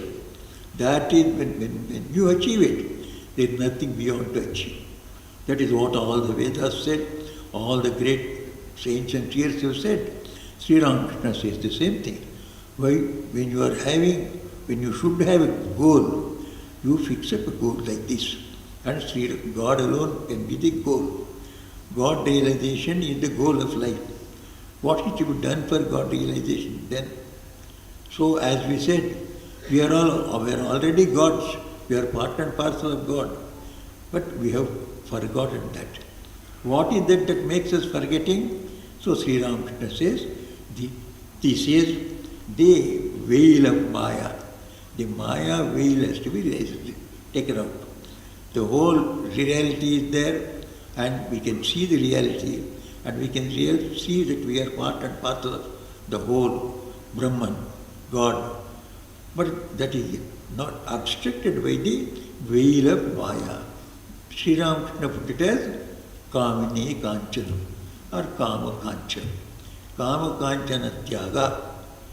Try to reduce the necessity of Kama and Kanchana in your life. We are there in life, Kama is there, Kanchana is there. We want them to an extent. Without it, life itself cannot be there. But we must know the limits. So limit it to the minimum and put greater weight on the side of realizing God. So slowly in our life, our life should be in such a way that we proceed towards God realization also, along with our temporal life. Sri Ramakrishna's dharma is that. He doesn't say that all of you should give up the temporal life. He says, no, live your life as you are. You have the duties of a householder, others have the duties of a brahmachari, some have the duties of vanaprastha, and very few are sadhus, swamis. So they have their own. Each you follow your own dharma. There is nothing wrong about it. But always be aware, all of you have the same goal. Finally you must reach the goal of God realization. And Sri Ramakrishna was addressing most of them, were the householders. So he used to tell them, you see, you can live in the world, do all your duties to everyone in society, inside your family, and regarding yourself also, your duty to do them, but do them with a detachment. Detachment is what? You don't say that I have done, that God, you have got it done through me. So through every act of you try to remember God. So you come here, and then when you think, oh, I have come here, then you must be able to say, no, I have not come here, God has brought me here. Because you might have thought several times to come here, you could not come. Only today you also thought you will come, and God also thought all day to go. With only His permission, you can come. So this idea that God is there doing everything through us. So this idea, if you can bring it, detachment will come. Ego will not grow. This ego is the curtain. Ego is the Maya. Sri Ramakrishna again and again says, don't say I. Lesser the I, better. Even the present day psychologists say, if somebody in your letter writes, I went there, I saw that one, I gotten such that if I write 3 I's together, know that fellow is a very egotistic fellow. So you can put it into other voice also. It need not put always a subjective voice. You can put it into the objective voice also. So I went, saw so things. I you can avoid. So if people go on using I, they become egoistic. So Sri Ramakrishna used to say, do your duties in the world, but always feel that God is enabling you to do it. God has helped you to do it. That is how you are successful or in failure also. If you failed also, you can think, I tried my level best, it is not the will of God. To tell God, it is your will that it should not succeed, it is not succeeded. Let me start it over again. That is what we do. Some persons, some great lady came, she is doing a lot of work in society. So she came and met me for a short time. Then she asked me one question, Swami, we are also doing philanthropic work. You are also doing philanthropic work. That means work of welfare. But you all look so well composed. You are not perturbed at all. But we are perturbed over work. If something goes wrong, something may go wrong. Thinking also we are frustrated. We are simply just rocked here in this side and that side. So I told her, you see, the only difference is, we also work, but we are not bothered about whether we succeed or not. Whether we succeed, it's all right. Oh God, it is your glory, I have succeeded. Suppose we don't succeed, it is your will that I should not succeed. Let me start it over again. I started over again.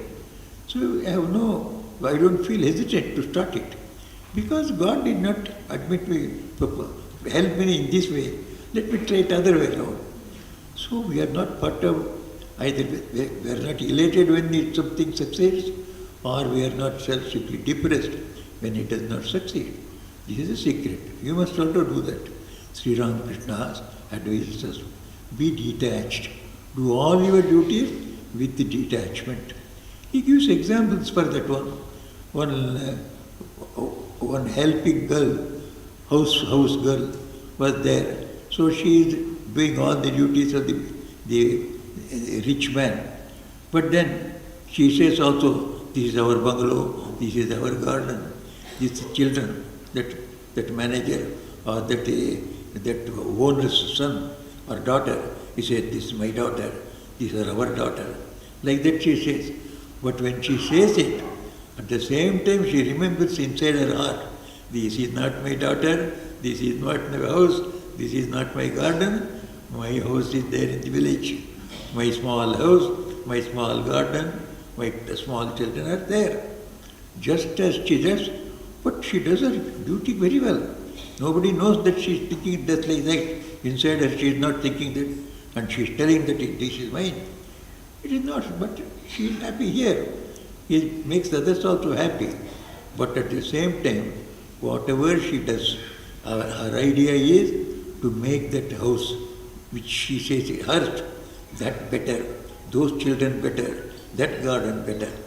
So we should also, in the world, we must always think, we have to prosper well. For prosperity, we know all the secular knowledge are required. We want science, we want technology, we want geography, we got organizational sciences, everything is required. Let us learn. But that is not only the thing we have to learn. We have to learn another thing also along with it. That is how to know that I am a child of God. How to know that I belong to God and I should go back to Him. How to realize Him.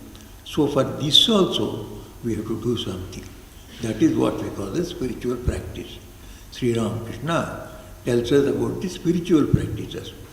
We have to do something. The fact is there that you belong to God, that is true. But somehow or other you have got into this net of Maya. So this you have to pierce and go and reach God. For that you have to work hard. Do something. Why God can Himself do it? It is something like saying, God has Himself given you the idea, that you should come back to me. You have gone from me, and then he is making you realize that you are caught in this mesh of Maya and you are suffering. You want to put an end to suffering. All of us want to put an end to our suffering. So the end to suffering is only by coming back to me and enjoy the atmosphere of the house. You are in the bazaar. So in the bazaar you are tossed here and there. So here you say this road is closed. That you get to know it is being dug. Under third street is full of water. So outside it is like that. Then only peace you will get is when you go back to your house. There nobody says you should not go into this room or into that room. You can go into any room. So Thakur also says, Sri Ramakrishna says, your real peace and joy is in realizing God. So for that also, you must try along with this. We must do our duty in a detached way, simultaneously do something to reach God. What is this something to reach God? Sri Ramakrishna says, just as we know that there is butter in the milk, so simply saying butter in the milk, you will not get butter. You should do something. Why should you do something? What it is mean? If you know whoever has got butter has done something. Without doing something, nobody has simply kept the milk and then say, there is butter, there is butter. If it is better, take it out. You cannot take it out. Then why do you say there is butter? No, you have to work hard. What is that to work hard? So heat the milk, make it cool, put it in a silent place, don't shake it here and there, put some curdling agent into it, then wait patiently for one night. Next day morning you will get curd. So much has to be done. But it is there already. For that to manifest, for that no butter, that you can get the butter separately from the milk, you have to work hard.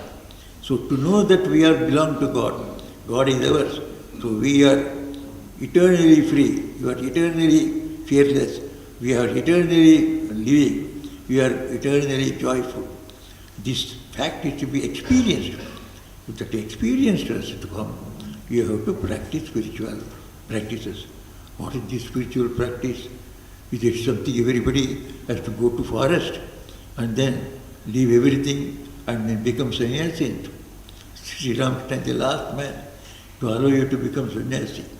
Though people are afraid of him, that if they come to Sri Ramakrishna much, they will become sannyasis.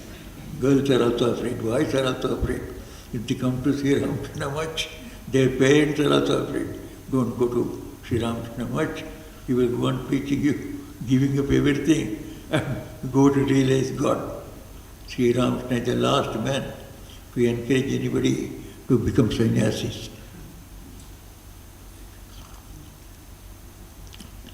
His own disciple, Girish Chandra Ghosh, whom he loved so much, and who was a very, very eligible candidate for become sannyasi, he several times proposed, "Sir, I am tired of this world, so I give up and I want to become monk." He said, "No, you be a householder. You be a householder. You are doing very good service to society. So many people are enlightened about the divine spiritual things through your dramas. Don't give up." Similarly, Master Mahasaya also wanted, so he would not allow him. Still live in the world. So, and he would, similarly, he would not ask every one of you to become monks. Then what does he ask us to do? Sri Ramakrishna used to say, you live as you are, you carry on your duties well with detachment. Simultaneously give some time for spiritual practice in the morning and in the evening. How much time in the morning, how much time in the evening? It depends upon your other duties. So you can start with 15 minutes in the morning, 15 minutes in the evening. What will you do in those 15 minutes? You think about God is my father and mother, and I have come from God. That is what great people have taught. Sri Ramakrishna has taught. We have all come from God. We are in God. We are being led by God, and we go back to God. So this is the words of the Shastras. Yato va imani bhutani jayante, yena jatani jivanti, yat prayante abhisamvishanti. Tad vijijñāsa svatam brahmeti. So Vedas also says it. All of these jivas, all of us, we have all come from the Brahman. We are staying inside the Brahman. We go back to the Brahman. So Vedas also says, Sri Ramakrishna also says, we are all in God. So we have to go back to God from where we have come. Remember that you belong to God. You don't belong to the world. You belong to God more really than you belong to the world. You belong to the world as long as you are this body. As soon as this body goes, where you are, all your people may search, they will not get. And nobody has got it. If somebody gets it, he will be afraid of you. If somebody who has passed away comes to you, will you be very comfortable? You cannot hold on to your relatives long beyond their body. So when you give up this one, you have no world. So the real belonging of you is with God. Remember this. So to remember God, what will you do? Do some japa. Take His name. Morning 15, 16, 20 minutes. Take the name of God. Oh Lord, you are my father, you are my mother, you are my everything. It is from you I have come out here and I have forgotten about you. Please make me remember you. Please take me back to you. First of all, have faith that His God is there. Have faith that you belong to Him. And with great faith you pray to Him. He is our own Father. Sri Ramakrishna's greatest gift in spiritual life is, he says that God is not a judge. God is not a punisher. God is your own father and mother. He is the most loving person. So you can behave in any way you like. God will never be happy, unhappy or angry.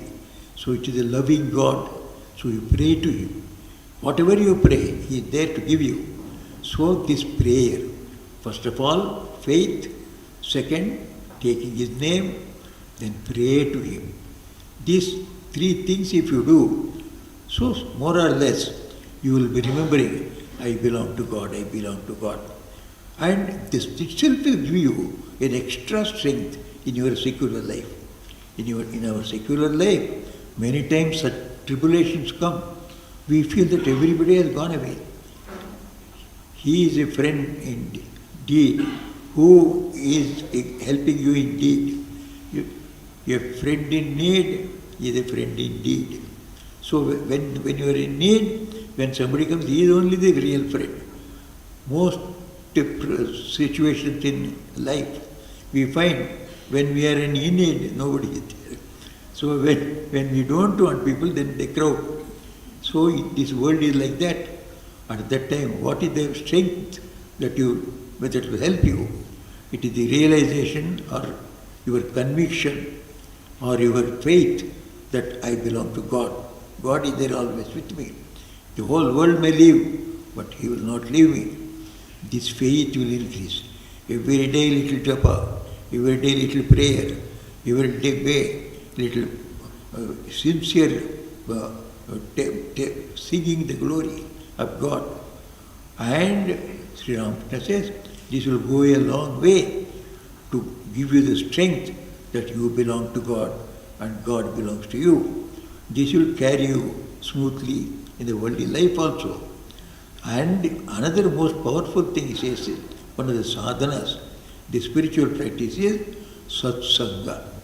Satsanga, the company of the holy.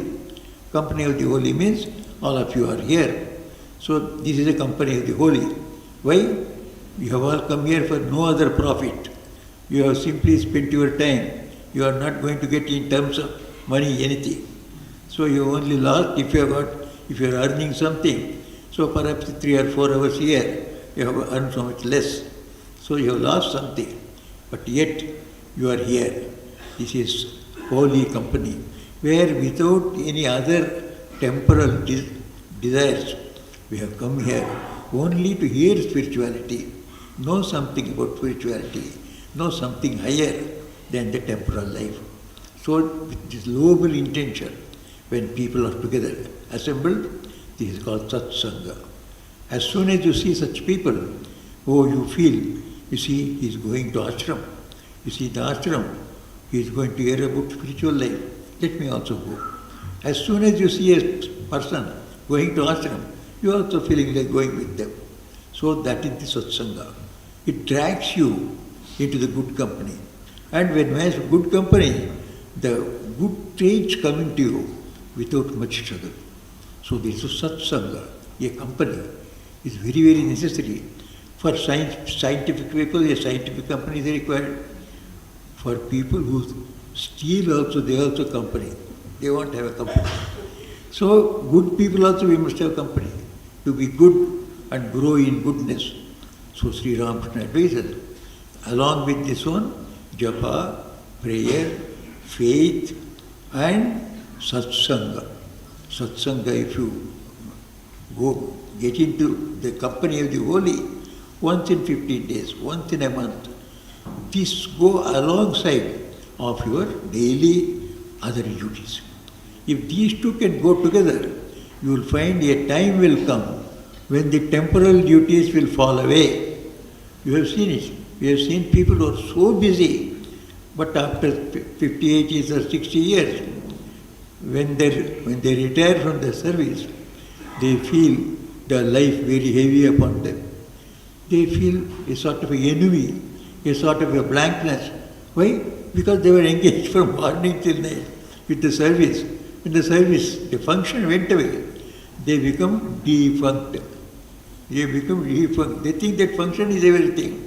That is gone, so they feel we have become defunct.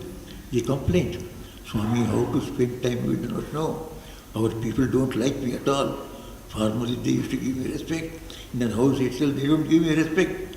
All this happens because a temporal duty comes and goes. Whereas those people who have been used to this sort of a prayer, meditation and japam and going to the company of the holy, they never feel envy. As soon as they retire, they come to us and tell us, Swamiji, I am going to retire tomorrow at such and such a date. Afterwards I will make whole time with me. Please give me something in your ashram. So, a regular assignment, I will come and do something. They are happy. Why? If anybody comes and says that, I say he has spent his life very usefully, very correctly. According to Sri Ramakrishna, the goal is real to realize God. So we are caught in this Maya. Therefore we are giving all our energy to this, which is going to leave us in the midway. Whereas this little thing that we have done to God, He keeps us going. So when we retire, if we engage ourselves with something, with an ashram, something with a unselfish action, philanthropic action, spiritual action, so that is a great blessing. Sri Ramakrishna has opened this door. That is this Ramakrishna Mutton Mission. He has said Ramakrishna Mutton Mission is not for only monks, it is for devotees also. Monks and devotees together form the Ramakrishna Sangha. So good duties, good relief works we do, only not the Swamis, the devotees come right together. All institutions are run not only by the sadhus, by the devotees. So Sri Ramakrishna has opened the way to salvation, way to God realization to every householder, to everybody, along with the Swamis, through this Sangha. Anytime, so you always keep in mind, so now I am busy with the worldly things. After all, when it gets ended, I want to come and give my service to this philanthropic organization, to this spiritual organization. Have an idea. When you have that one, you will see your temporal life also will be happy. As soon as you close it, not a day you will feel, oh, what will I do tomorrow? Oh, I have got so many things to do, which I could not do. Now I am going to do it. People actually, they come and tell us, Swami, I wanted to read Ramayana when I was in service. I could not more than get 10 minutes, 15 minutes. Now I have got the whole day. I read every day for 1 hour, 2 hours. They enjoy. And then they come and spend a few hours in the ashram. And then sometimes they join us in our relief work. And the whole day is gone. The people at home complain, During service also you did not do anything to us. Now after retirement also you are going to ask Rama, when will you serve?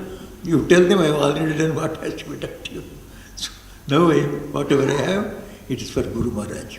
So Guru Maharaj gives us this double path, the path of progress in our temporal life. This sort of prayer, japam and meditation and satsanga will make you good people. Good people are wanted everywhere. They will be loved by everybody. In society also you will be very happy. If you are parents, your children will like you because you are good. You will like your children if they are good. And they will become good only if these things are there. Let japa come into your life. Let prayer come into your life. Let the faith that we all belong to God and we have to go back to God. So for that, we have to do some sadhana. So that sadhana is the japa, meditation, prayer and going into the good spiritual institution. Simple they look, but they are very powerful, very powerful. So in the end, cumulative effect. Daily you may give only half an hour or 1 hour, but cumulative life over years, it will be huge accumulation of the spiritual practice which will steer you towards God. So Sri Ramakrishna has given you this. If you follow these paths, automatically the values of life, Sri Ramakrishna always used to stress the values of Sri Ramakrishna say. So for good person, there are 5 values. These 5 values make a man good or make a man bad. Without those 5 values, man become bad. With these 5 values, everybody become good. What are those 5 values? Sri Ramakrishna used to say, follow truth, truthfulness. Second, have self-control. Have the control over the senses. Number 3, be selfless in your attitude. Do your work. Something always not for your own self, for others also. So do some selfless service. Then 4th and 5th, as I already told you, have faith in God. Pray to God. These 5 qualities, if you have in anyone, he is the real good person. Today we advise everybody, especially we seniors, we always, whenever young people come, we say, be you good, become a good man. If they ask you, what is to be good, what are we to do? Nobody had any answer, but we have got an answer. You be truthful, be self-restrained, be selfless in your activities, do something selfless every day, and have faith in God and pray every day. You are good. Suppose somebody does not do this, he is certainly bad. If somebody says he is very good, you see, he stays in Woodland Hotel, so he spends so much every day. All that may be all right, but is he truthful? Is he self-restrained? Is he selfless in serving others? Or does he charge for everything? Does he pray? Has he got real faith in God? If that is not there, however may be the other glory, don't believe. Real goodness lies in this. Sri Ramakrishna has told us this through his life. When Vimokshanandaji must have told you, you must have noticed from the beginning of his life to the end, these values of life were so shining in his life. His truthfulness, famous. His self-restraint, famous. So his selflessness, something inimitable. Similarly, his love of God and prayer. So this is what we have to learn on such a great day. So we are happy, we are blessed by Sri Ramakrishna that we could spend a few minutes in thinking about his teachings and life. May Sri Ramakrishna bless you all in your path to reach him, even wherever you are. So may your temporal life be happy. May Sri Ramakrishna's grace be upon you, and may you progress in your spiritual life also. May Sri Ramakrishna give you all long life and good